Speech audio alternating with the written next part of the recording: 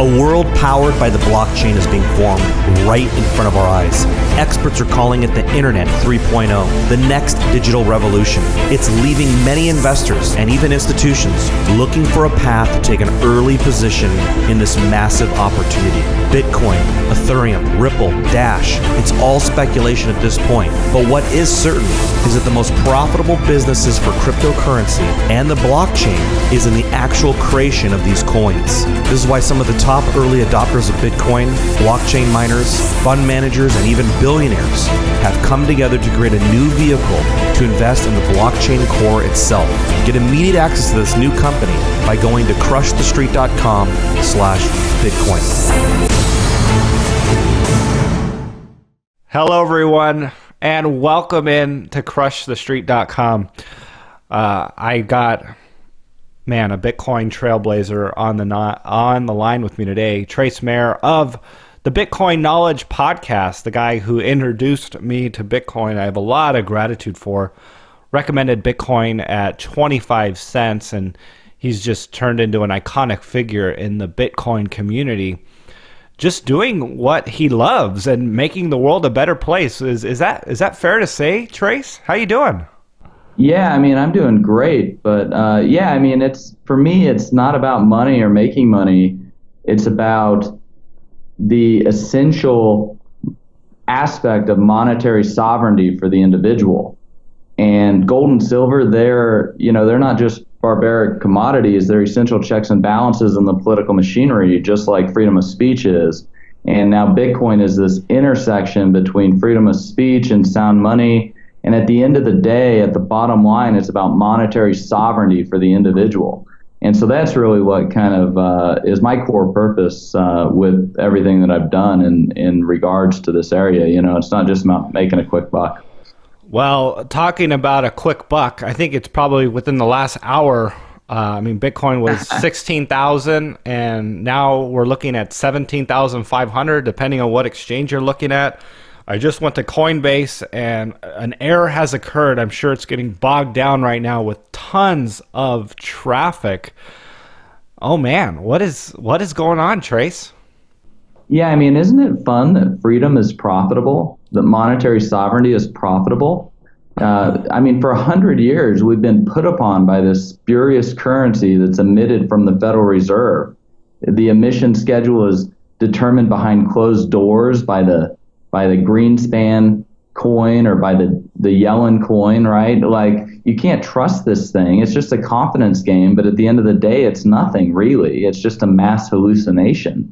And we've got gold that's defined by chemical law, by atoms, and now we've got Bitcoin that's defined by mathematical law. It's an internet protocol, and currency is just the first use case or application for this internet protocol, and we're seeing what that first network effect of speculation does. I talk a lot about these 7 network effects.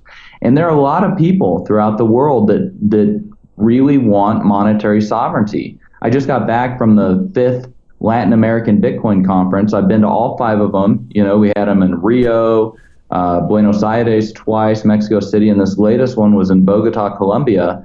And it was on fire. Just a ton of people there. And if anybody's been completely screwed when it comes to their money, it's Africa and South America, right? Every place actually has been screwed. Look at how many thousands of currencies are in the fiat currency graveyard. And so Bitcoin is a pin that's starting to pop this bubble of fiat currency. And so it's extremely exciting. And there are just so many people that need it. Down there in Bogota, it was people coming over from Venezuela who literally have to have Bitcoin to survive, to get their food and other necessities. So, Bitcoin is solving some real problems for real people throughout the world, and it's very exciting. I got another text message. $8,400 Bitcoin is I can't even get into Coinbase as we are doing this call right now. Well, it's fine, right? Like you can't be like Snortoshi Krakamoto and just be confident price. It is fun to watch the rabbit and chase it a little bit, but we got to keep everything in balance in our lives. And and we can't get too overweighted in one thing. Trace, I mean, is this realistic? I mean, we were $9,000 just a few days ago, and what, $1,000 at the beginning of the year. I know you made the case for it. Why, we can have $1 million Bitcoin. But, I mean, isn't this what a bubble is when it just goes up in this sort of fashion? Well, I mean, what is the bubble? Is the bubble with Bitcoin, or is the bubble with fiat currency? Sure. There's $90.4 trillion of fiat currency out there. There's 80 billion emitted every month by the ECB. How many billions are emitted by the Japanese central bank and the U.S. Federal Reserve?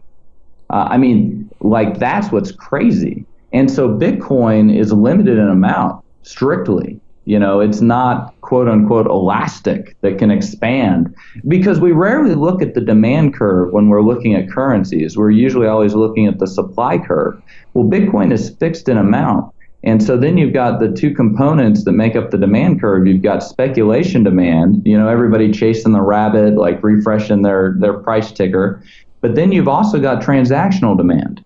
And one of the fascinating things with Bitcoin is that when you use it for transactions, it doesn't matter whether it's 5 cents or $10,000 or $500,000. It doesn't matter. It transfers value over a communications protocol just as well. And so what that does is it causes these craziness in terms of that price action, because the price elasticity of demand for that transactional demand component is irrelevant. But unlike the gold market, which has lots of paper gold, you have to deliver Bitcoin on the blockchain to use it transactionally. And every time a transaction's done, you're verifying with 100% the quantity and the quality of that Bitcoin, which isn't necessarily done in the gold markets. And every day, there are 300,000 transactions, more or less, for $20 billion worth of value. That's a lot of gold bars to melt down and recast every single day, right? By analogy, by competition. And so Bitcoin is just, I mean, this thing is an absolute monster in terms like that. I mean, it's now using as much electricity in a year as the entire country of Morocco or Denmark uses in a year.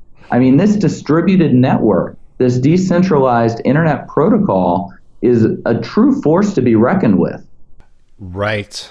People have actually pointed to that as a problem, in that it's using too much electricity.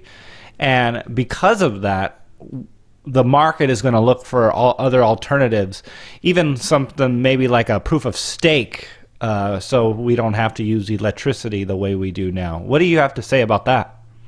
Why trust proof of stake? Right. I'm not the one to answer that question. I'm I don't have that high level understanding or that. Right, but every individual who runs a full node, they're the ones that are answering that question for themselves. What is a Bitcoin? What is an Ethereum, an Ether, right? Like what are these things?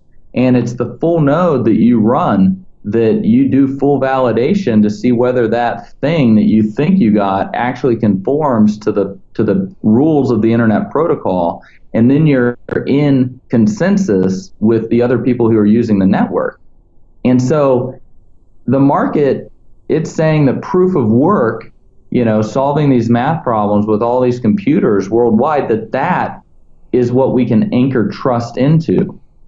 And so it's, I mean, I'm not going to make a moral argument that, we're using too much electricity or this, that, or the other. I mean, like it's just, this is what the market's doing.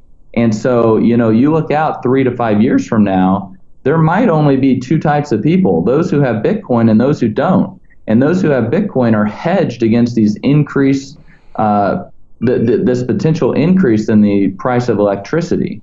So, I mean, it adds a very interesting moral component if you're particularly fond of, green energy or things like this, because you can either buy Bitcoin and drive the price up, but be hedged against potential increases in the electricity price, or you can remain unhedged. And if you remain unhedged, you might just not be able to afford electricity in the future. Trace, one of the things that people have speculated as to why Bitcoin has come up so much is that there's not a lot of sellers. And that's obvious. In the market that's going higher, there's more buyers than there are sellers. But part of the reason being that it's hard to, you're limited on a lot of these exchanges to how much you can sell at a time. Even if people do want to sell a large portion of their Bitcoins on Coinbase, they're limited to what, $10,000 a week or whatever it is.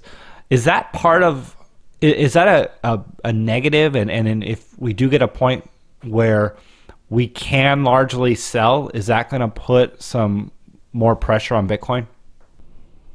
Well, you can sell as much of it as you want. These OTC desks, over the counter desks, you want to sell $5 or $10 million worth of Bitcoin, you can have a bid and you can sell it. It's extremely liquid market. Now, the question of why people would want to sell it or why people would want to buy it, I mean, that's an individual question for everybody. I mean, if you're a Saudi prince, wouldn't it be nice to have an asset that can't be seized or confiscated? That'd be kind of nice, huh? Mm-hmm. So, there's a whole bunch of different use cases, and everybody's got a different reason or different subjective value for how they're, coming to the decision of whether to buy or sell the Bitcoins. But the markets are definitely liquid enough that you can sell enough Bitcoin if you want to. You can sell $5-10 million super easy. But yeah, I mean, the supply is fixed in amount. So what that means is that there's plenty of Bitcoin for everybody. It's just a function of price. So this Nicehash scandal where 4,736 Bitcoin were stolen, that didn't seem to have much of an effect on the market, considering what we're seeing now. I think it got another tax, $18,400 Bitcoin. Unlike the Mt. Gox scandal, which crashed the market, people have just adopted a new paradigm for Bitcoin. Well, I mean, Nicehash was a cloud mining company. They probably never had the Bitcoin or never had the hashing power to begin with. Or if they did actually have the Bitcoin, like it appears they did, they probably just hacked it themselves, right? Because there's no way to prove that it was, Russian or Chinese hackers or whether it was an inside job. And so it's an awfully convenient way for them to, shut down operations and go enjoy their $60 million worth of Bitcoin. But this is definitely raises a big issue.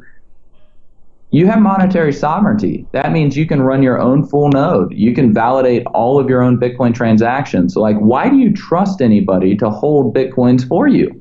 Why do you trust Mt. Gox? Why do you trust Coinbase? Why do you trust Nicehash or whoever? Don't trust any of them. Demand possession of your Bitcoin and have that transaction in the blockchain. That way that you've got your Bitcoins. And along those lines, especially for the newer people, and even for the people who've been around this space for a long time, with the price going up, you really need to upgrade the human capital that you have when it comes to securing them. When you have $100 of Bitcoin, it's fine to put $100 of thought into securing them. But when you've got $1 million of Bitcoin, put a little bit more thought into this. I had a friend, I helped him buy his first Bitcoins. He pinged me on Skype, like, where'd my $1 million worth of Bitcoins go? They got hacked out of his blockchain.info wallet, which is incredibly insecure, by the way. And so, those Bitcoins would be worth upwards of $50 million today. So it's a big what could have been story for him. Anyways, I've got 4 easy steps for people. Easy for me to articulate. It might be a little bit of homework for people to actually do. But if you really want to secure your Bitcoins where nobody and no institution can get them, here are the 4 steps. 1, you run a Bitcoin Core full node. That enables you to do all of your own full validation of the blockchain. 2, manage your private keys with an Armory wallet. Both of these are free and open source software. And that way you can have an online computer and an offline computer. And the offline computer is where you'll actually have your private keys. 3, figure out good operational security and protocols. To do this, I recommend reading through the Glacier Protocol.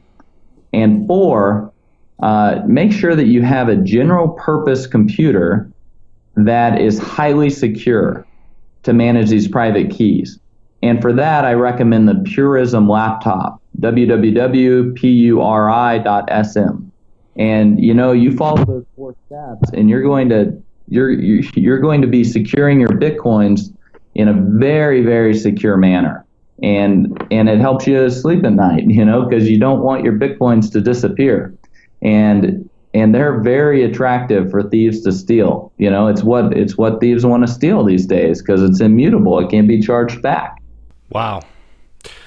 Trace, you've made the case as to why there's only not that many Bitcoins trading currently right now, because a lot of it has been lost and people are hoarding it. It's in cold storage and all these reasons. And I was thinking about the BTC-E shutdown. What happened to those coins? What happened to the Bitcoin that was in that exchange once they shut it down? Who has it, or is it gone forever?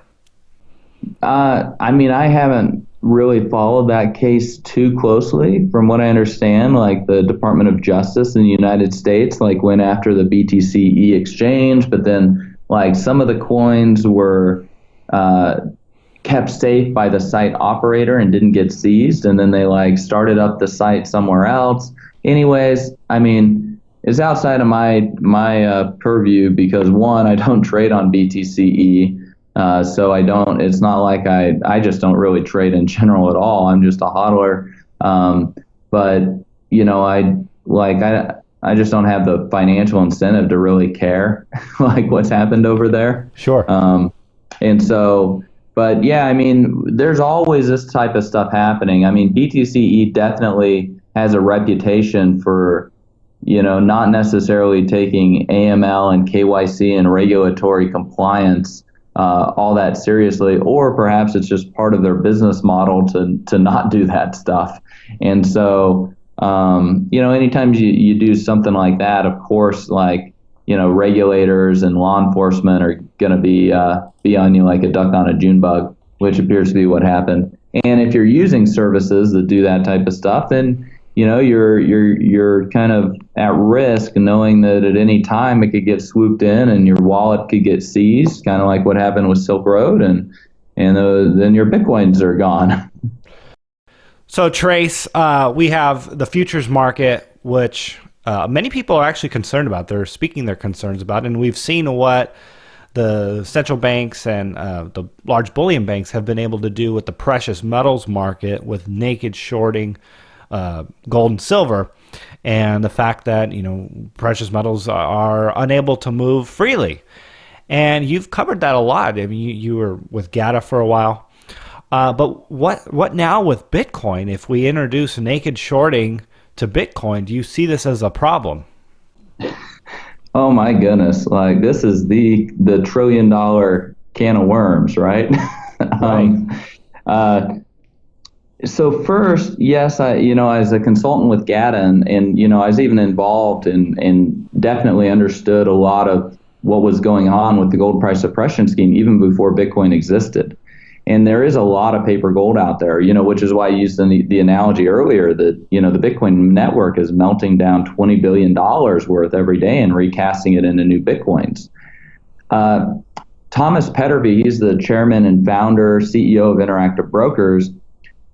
He's warned that the introduction of these Bitcoin futures into a clearinghouse could increase systemic risk for the entire financial system. And on Wednesday, Interactive said its clients would be unable to short the Bitcoin futures market because of the extreme volatility. And kind of right along with this, Bill Gross, he was talking about the difference between money and credit. And, this plays right in with my book that I published the same week that Bitcoin got released, The Great Credit Contraction, where the world moves into safer, more liquid assets. And what Bill Gross said is, when the possibility of default increases and or the real return on credit or liquidity decreases and persuades creditors to hold classical money, parentheses, cash, gold, Bitcoin, into parentheses. So I find it fascinating that he actually puts Bitcoin in there with USD and gold and euros probably, quote, then the financial system as we know it can be at risk, parentheses, insurance companies, banks, mutual funds, etc., as credit shrinks and money increases, creating liquidity concerns. And so, this is going to be a very, very interesting experiment with the CME, the CBOE, Cantor, NASDAQ, all allowing to be traded these Bitcoin futures. Now, they're going to be cash settled. So that means that they're settling into USD. What is the risk-free asset in the world? What is the asset that has the lowest risk profile? Is it USD? Is it gold? Or is it Bitcoin? And it's increasingly looking like it could be Bitcoin. Gold is obviously less risky than dollars because dollars can become worthless, whereas gold has never become worthless, right? Right. But Bitcoin is extensible and gold isn't, and they're both limited in amount by natural law, chemical law, and then mathematics. And so gold also has to exist at a single point in space and time, which means that it becomes very susceptible to being confiscated or seized or its portability otherwise impaired. Bitcoin, on the other hand, those private keys are just a number.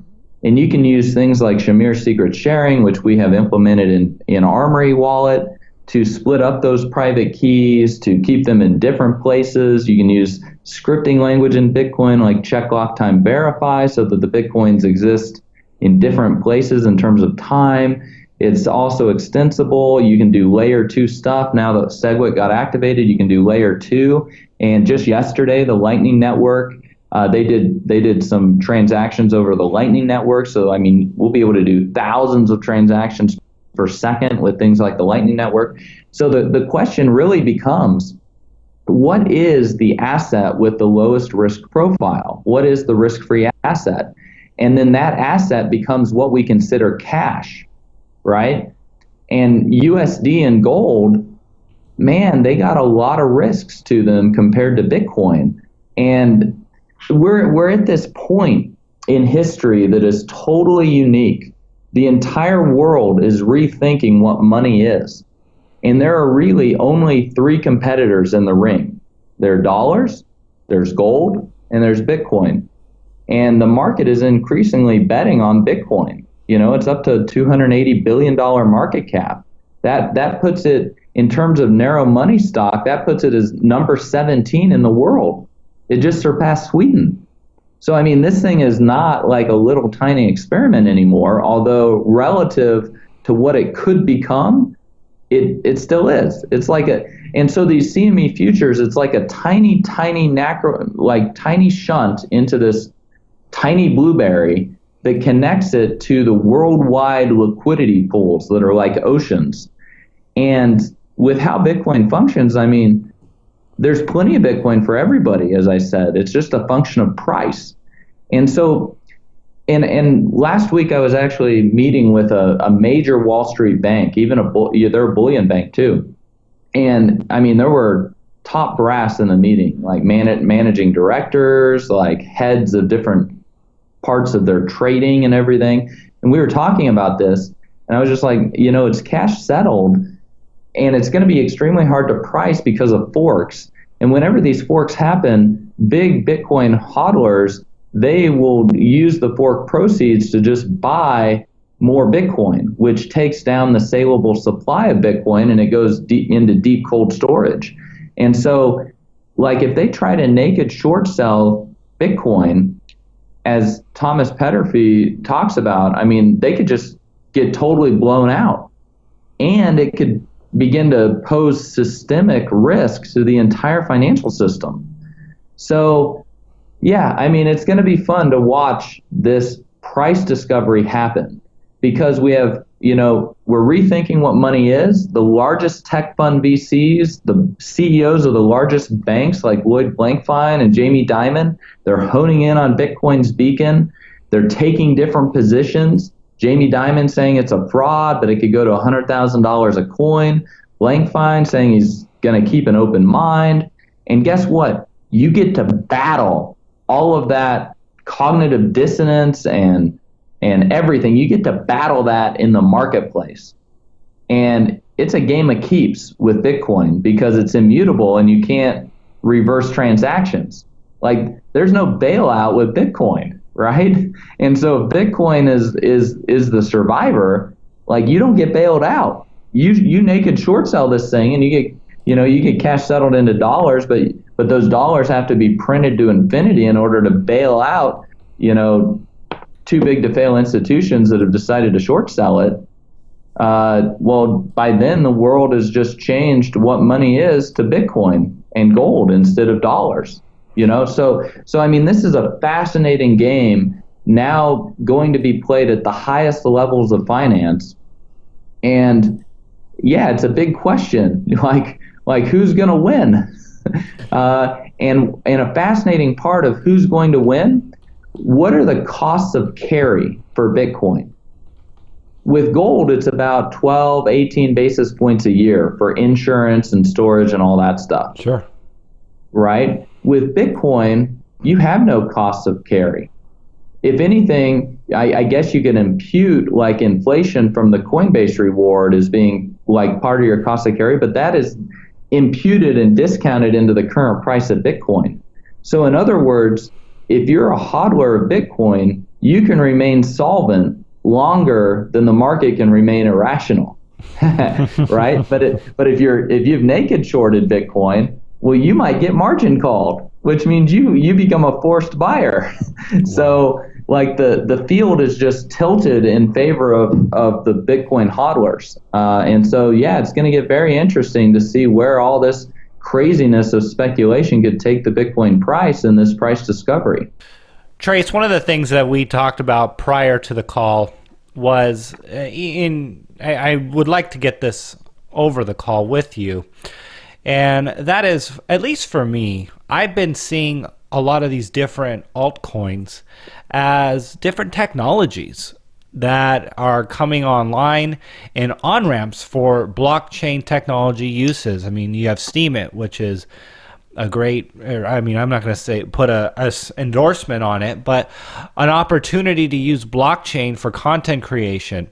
Or, you have Factom, which is data storage, secure data storage, and a bunch of other different uses for blockchain, and not necessarily competitors to Bitcoin as currency, but applications or on-ramps to blockchain technology. And at least that's where I am with a lot of these different altcoins that are out there. What are your thoughts? Yeah, I mean, like Steemit, for example, I find that to be an incredibly interesting project because it's a way for content creators to monetize.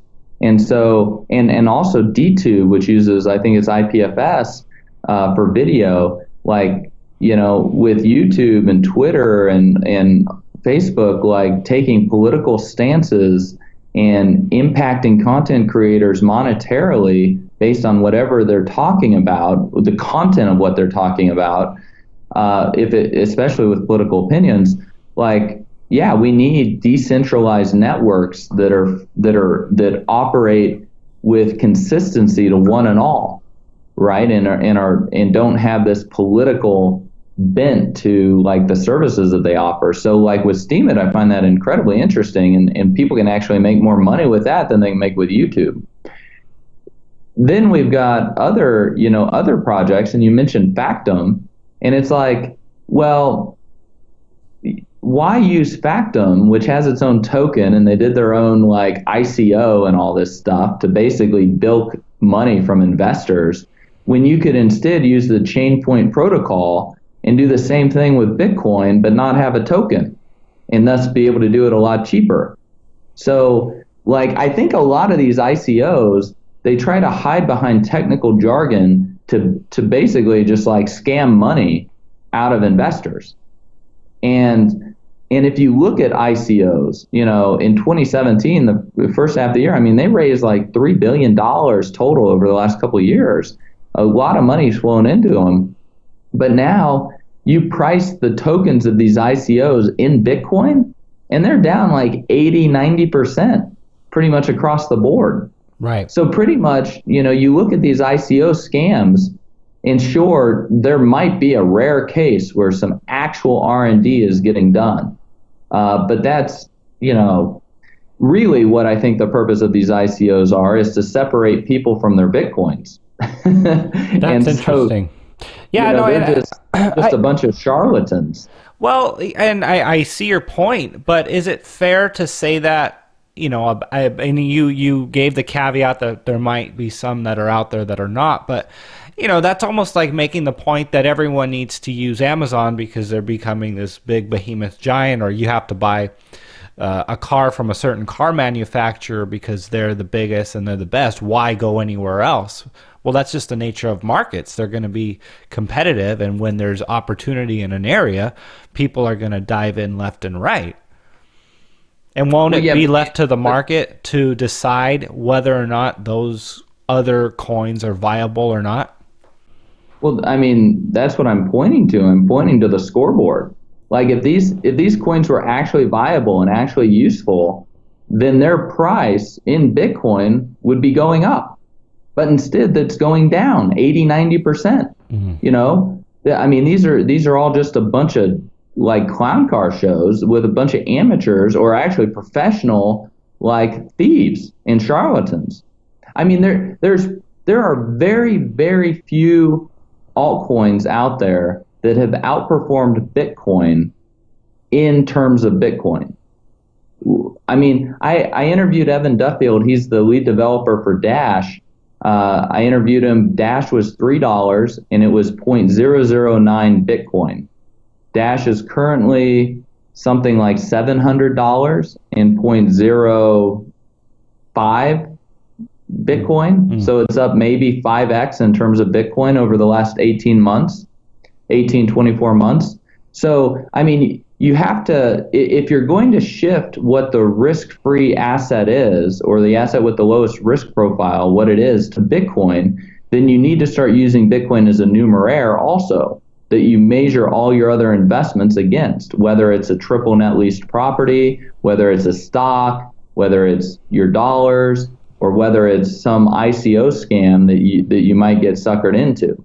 Sure. No, I totally agree with you on that. But I'm almost, my mind is just kind of running in circles here. I'd almost say that it's in a different category. If you're going to look at a certain coin that's working on a specific project, it's not like you would buy a specific stock and price it at Amazon, let's say, just because it's a stock. You have one company, and then you would have another company in a completely different sector for a completely different purpose. Right, but Bitcoin is a protocol. I mean, we're talking about things like HTTP, TCP/IP, SMTP, and you build these layers of these protocols. So, why would you want to go with one of these altcoins when you could, when instead all of that work in that project could be done as a side chain that's interoperable with Bitcoin and that's impregnated with Bitcoin, so that you essentially have a put option that's the value of the Bitcoin that you've embedded into that side chain. And especially with Rootstock that just got launched earlier this week on December 4th. I mean, there's absolutely no reason that any of these altcoin projects shouldn't be done as side chains or through the Rootstock platform in terms of the smart contracting language. If you're actually looking at it from the technology and everything, I can't really think of very many reasons that you should be doing it somewhere else. And but from a financial standpoint, I could see why you'd want to do it somewhere else. It's so that you could bilk a bunch of Bitcoins out of people. And I mean, while I was down in Latin America, we had a panel about scaling Bitcoin and forks and stuff, and we had one of the guys from Ethereum on the stage, and I asked him, is Ethereum scalable? Which is kind of, the joke, but we saw that CryptoKitties just totally crashed the Ethereum network again. And so the Ethereum network is really only scalable in the number of tokens that it emits, not necessarily in terms of its network. And yet Bitcoin is the only blockchain that has proven security, scalability, and liquidity with the financial markets. And now with CME futures coming out, that liquidity is going to take even another step upward. So it's like, if you're not going to build on that, which now has rootstock and side chains and this interoperability and Lightning Network, it's a really big red flag. Like, why aren't you going to build on that? And why are you going to go build on something else? As an investor, looking at whether you should allocate any capital to their particular project or coin or whatever the thing is that they're trying to get you to trade Bitcoin for. Sure. And Trace, I think you're one of the smartest guys out there, and the scoreboard, as you've pointed out, proves that without any denying it. So I think it's super, super amazing. And again, I appreciate your insight on that, because, as someone who's not super deep in the technicals and just the understanding of what's going on behind the protocol, sure, it's easy to get distracted with certain other things. But I would point out the last 30 minutes during this call, Bitcoin has gone from in the $15,000 range. It hit a high on Coinbase over 19,300, and then back to 15,000. I'm looking at a 15,200 at the moment. What a ride we are seeing right now on December 7th, 2017. Did you think we would hit this high at the beginning of the year, Trace? Well, last year in May, I think it was even on your program. I said, the fourth great Bitcoin bull market has started, and Bitcoin was $600. And on the interview with you, I said, what, $3,000? And then another interview a month or two later, $3,500. Yep. And so it's nice to see that I was right, and I undershot it significantly. But yeah, the thing with Bitcoin is we're in totally uncharted waters. We have no idea necessarily where this is going in terms of when, like in the timing. But in the long run, as I've made the case continuously since it was, 25 cents, this thing could be massive. This thing could just be absolutely huge. And you put a tweet out about like my comparison with Buffett. So I did a little bit of homework to prepare for that. So where are we at, Trace? Where are we at? Right? So in 1964, Berkshire Hathaway was trading at $19. Today it's trading for $293,000, which is, pretty significant gain. Right. When I started publicly talking about and recommending Bitcoin in January 2011, it was about 38 cents. If you take the current Bitcoin price as being pulled in from CoinMarketCap and stuff, you also take the current price of the forks like Bitcoin Cash, Bcash, Bitcoin Gold, Byteball, Stellar, all these things, that's about $18,000 a Bitcoin. So Buffett has had 7.75 times as much time as I have, right? He's had 53.5 years compared to my 6.9 years. And my return is 306% higher than his, 38 cents to 18,000. Wow. Versus $19 to 293,000. So, over three times the return in 1/8 the time. That's kind of cool. The most successful investor in the world. Yeah. Well, hey, you're the most successful investor in the world. Yeah, and this is actually turning into some real money now, and I still think that we're so much just in the very beginnings of all of this. Sure, the current fourth market, we could have a correction and a consolidation, blah, blah, blah. But you look out over the next 10, 15, 20, 30 years, and Bitcoin is increasingly, I just don't see anything on the horizon in terms of altcoins or other protocols. I don't see anything on the horizon that could potentially even challenge Bitcoin because of the 7 network effects that Bitcoin has taking root all at the same time, exponentially reinforcing each other. And I talk a lot about that on my podcast. I go in depth on a lot of these different network effects and stuff. So I mean, I just don't see anything on the horizon that's going to challenge it. And yeah, I mean, this price discovery is a result of the asymmetric information and knowledge between all the different market participants. Some people think Bitcoin's a fraud, like Jamie Dimon. Other people, like me, think it's the best thing since sliced bread, right? Like somebody's going to be right and somebody's going to be wrong. And the people that are right, who calculate correctly economically, they get profits. And the people who are wrong, they get losses. And that's how this is going to play out. There you have it, everyone. The one, the only, Trace Mayer of the Bitcoin Knowledge Podcast. What a way to end.